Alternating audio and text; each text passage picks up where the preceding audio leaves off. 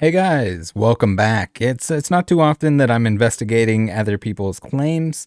Usually I'm the one that's finding the scammers, but we had some wild claims pop up recently by the PokeHive, claiming Echo-based collectibles is a scammer. I'd consider this a straight up accusation. So I figured they had some pretty damning evidence. That they actually looked into the specifics. Surely you would before posting something like this, essentially calling for others to report them on whatnot, regionals and nationals, I guess. Well, they didn't really look into any specifics like they should have. They just assumed he was, since he had some negative feedback. The PokeHive said to me that he thinks it's an awareness thing. But it's a little more than that, and you need to chill a little bit. Let the big boy investigator take a look at it. Probably should have reached out to me prior to. I think if you don't have the time or you don't have interest in actually looking into it, then send it my way. If it's something that is this big, this important, and this that you think is this much of an issue, I would suggest just sending it my way. I can't get to everything. I can't get to all of it right this second, right away. But if there's an issue like this, and if you'd like to make a claim like this, then I think you're better off just letting me do the legwork on it. So I don't care if in advance. I don't care who it is. If someone is actually scamming, I'll be there to pump them in the butt. It doesn't matter whether it's Echo base. It doesn't matter who it is. It can be PK. If he decides to start resealing for nefarious purposes rather than to meme on me and put like a FU Rattle Pokemon card in a pack, by all means, I'll be there. So, guys, it might not seem like it, but I do a lot of investigating before making claims. I have to be almost certain someone is scamming prior to even making a video about someone scamming. And even at that point, it's an opinion, let alone straight up calling them a scammer. So there are certain points in time where somebody just kind of owns the fact that they're a scammer. They're just like scamming in broad daylight, and I'm comfortable with calling them a scammer. But there has to be a lot there. Like it has to be just the most insane amount of evidence, like to the point that someone is there's a trail leading right back to their butthole from the butt slide of scamming they've done. So I guess on that note, eBay can be rough, especially as a seller. You can easily end up with negative feedback, especially if you decide that you're going to fight with the customers, the buyers, even if they are blatantly scamming you. Unfortunately, it's part of selling, part of sales in general. No matter where you are selling, it's the same thing. It's the same thing in real life, on the internet, whatever you want to do, whether you have a store, whether you're just selling stuff on local classifieds. But unfortunately, the best thing to do is keep your cool. If you think a buyer is scamming you on eBay, you take it in the butt, you block them, and you move on. If it's something more than a simple, like maybe if there's a trend, if something's going on there, definitely feel free to reach out to me. But as a buyer, you're very safe purchasing on eBay. Short of like not knowing what you're actually receiving and like receiving the wrong thing, like there's not really a good way for people to scam on eBay. Typically, anyone that's doing like the rub and tug, whatever you want to call it, where they sell some crap, they try to cash out as soon as possible, and then they take off into the night, either by buying an account. There's no way to scam eBay with a large account, I guess, other than we saw Arjun Dillon, who was selling fake cards, and then would just always, he had 100% feedback, by the way. So feedback isn't always, a sure way to tell whether somebody's good, bad, etc. Because if they do the right things, if they're polite, if they refund, if they say like, oopsie doopsie, I didn't realize that these were altered cards, then they don't end up with negative feedback. So it's a little bit of a difficult situation here. I talked to Echo Base about his negative feedback. We got 9,200 items sold. So what do we got here? Yeah, 9,200 items sold. So if you're even a little bit of a prick, you're going to have some negatives. You can see that he replies back about the buyer getting a refund in the negative reviews. We can take a look at them. Negative. So we got 37 in the last 12 months, which normally 37 negative feedback is a lot of negative feedback. And a 96.2% it's probably a sign that you need to chill. And guys, it's best just to not fight with them. Do what you can and have eBay remove the negative because you did. So if you fight with the customer, if they have another reason there, if the reason is unjust, then you can contact eBay and they will remove the negative feedback. So if you do everything, if say something gets lost and somebody's just mad that they didn't receive their item, you can contact eBay. You can show that, like, hey, you tried to send it to them. You did everything you could. You refunded right away, and they will remove the feedback. So yes, ideally, anyone and everyone that is like a good, like really, really good people person, good salesperson, should have 100%. So whether or not people like want to go through the hassle of having to go like dispute each one of them is a different story. The one in this example did get removed. I don't think with very much persuasion.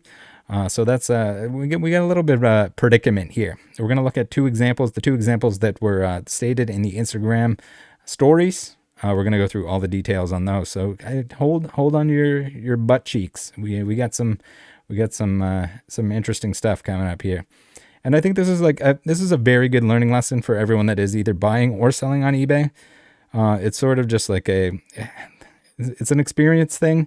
But also you got to remember that there's two sides to everything, and sometimes there's misunderstandings. And I think that's what we're dealing with here, a whole lot of that.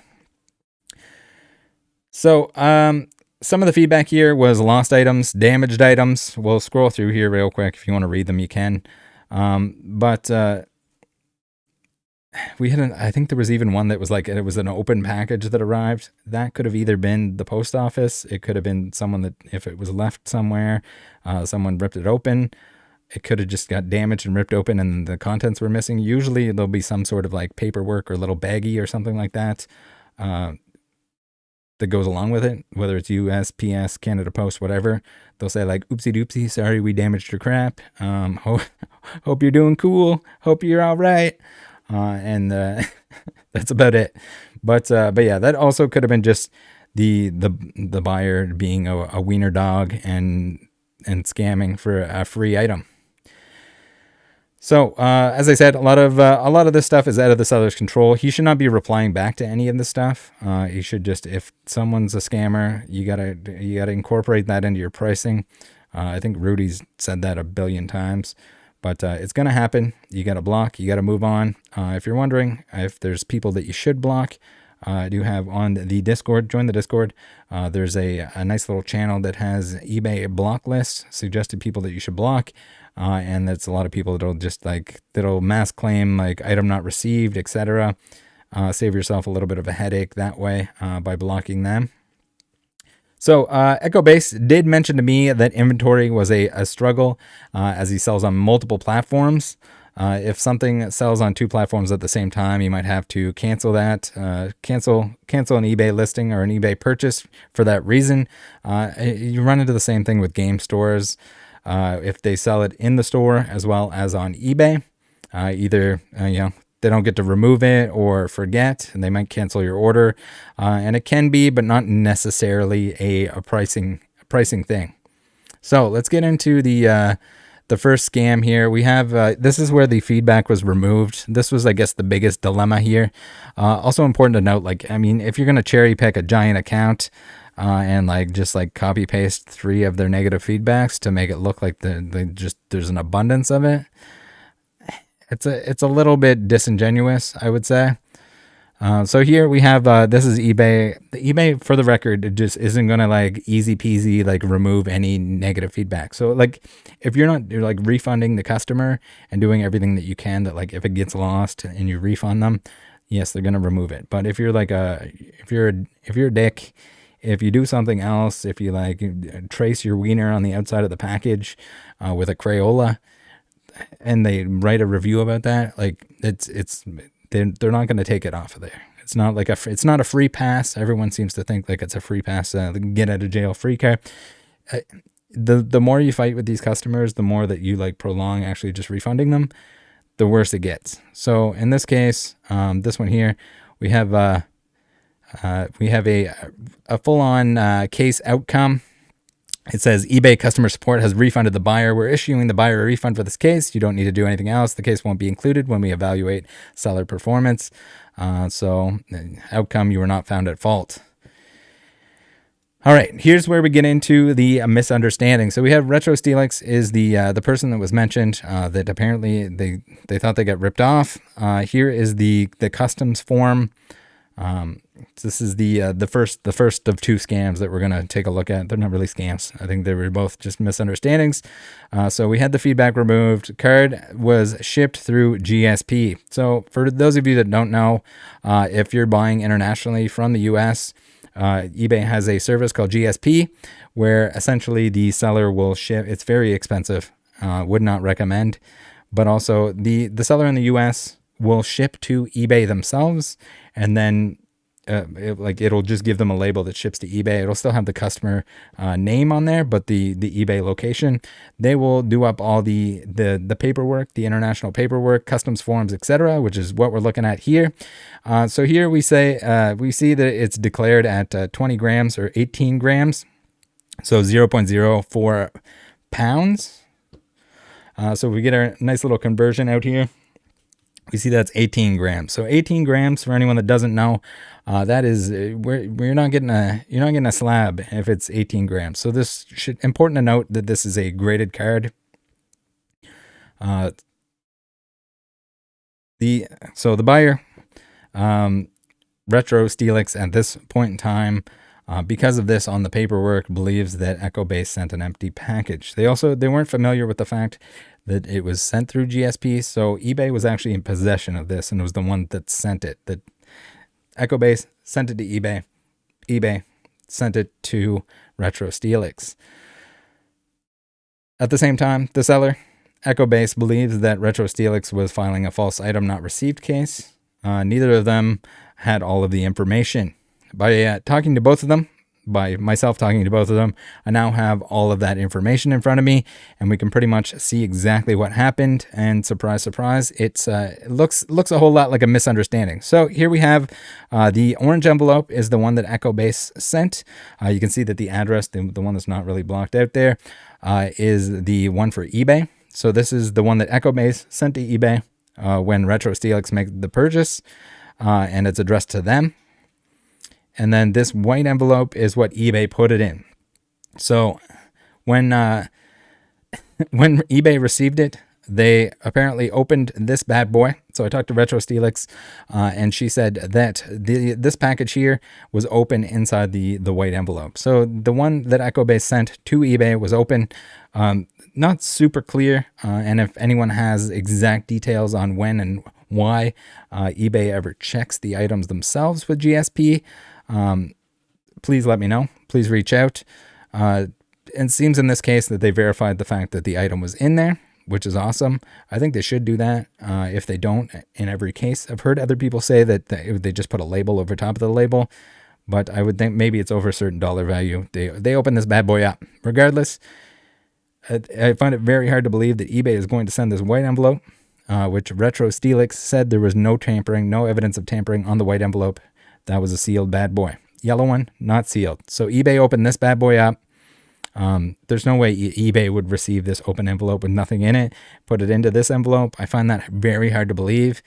I mean, it's not impossible, but it seems like the problem is now lying with eBay, because if we take a look here at the yellow envelope, we use our super analytics super tool to zoom in here, or magnifying glass, we can see here that this is 4 ounces on the yellow envelope.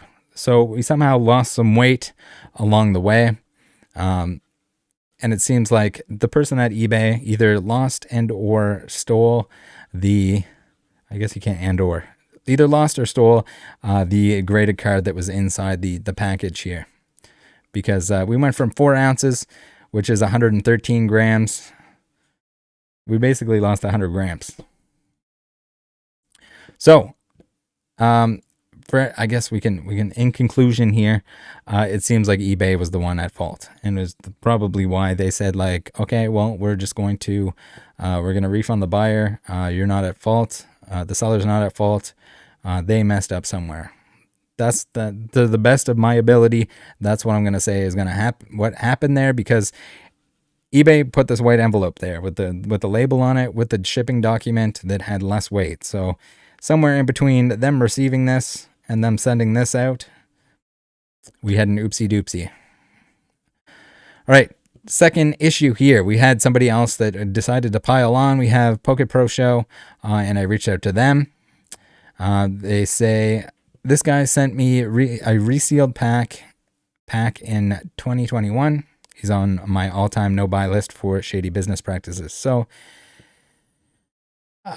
okay, we're gonna take a look into this one, and surely there's got to be some pretty good stuff here. So, I reached out.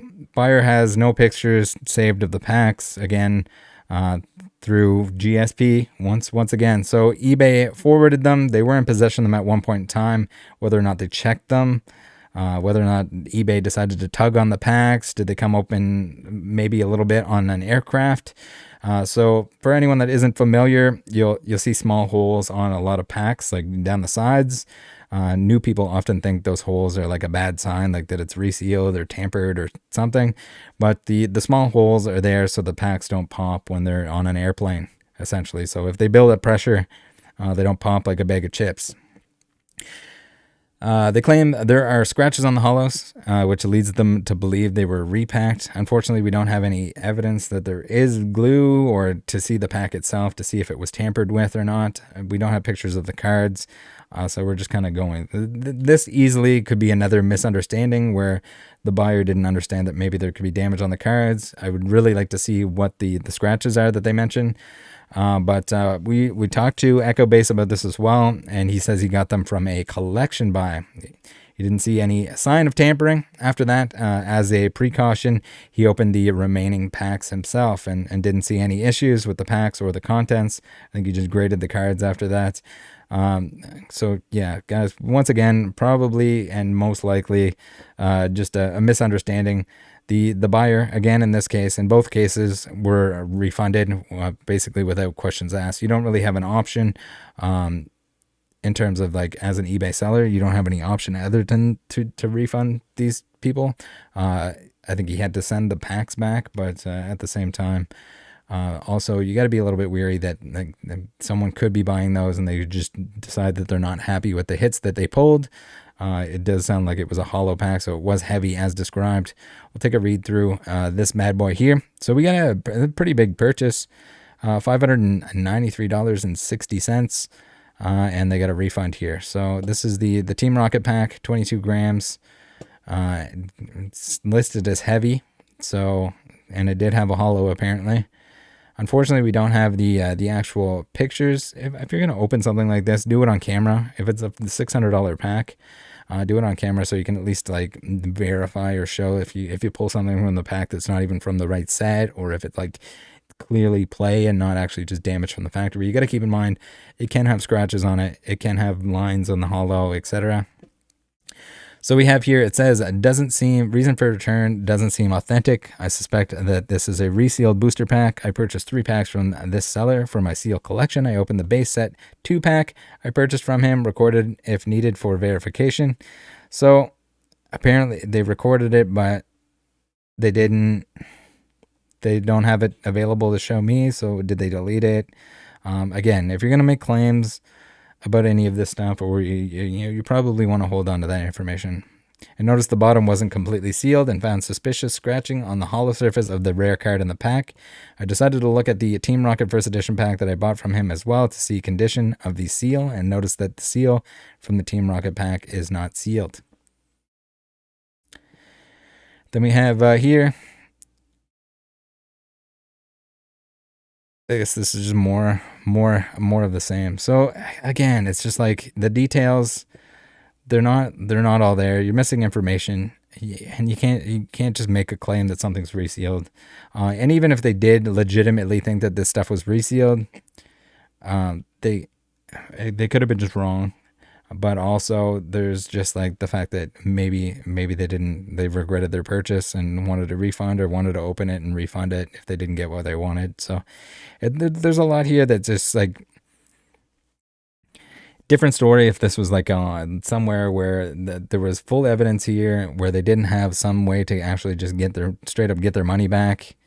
And I don't know, it's just kind of a lesson. It's tough. a tough spot because there's a lot that can go wrong, especially with sealed product that's being sold in this way.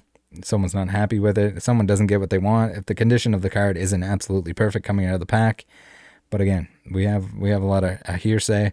Once you look into this stuff, it doesn't seem like anyone's necessarily scamming anyone.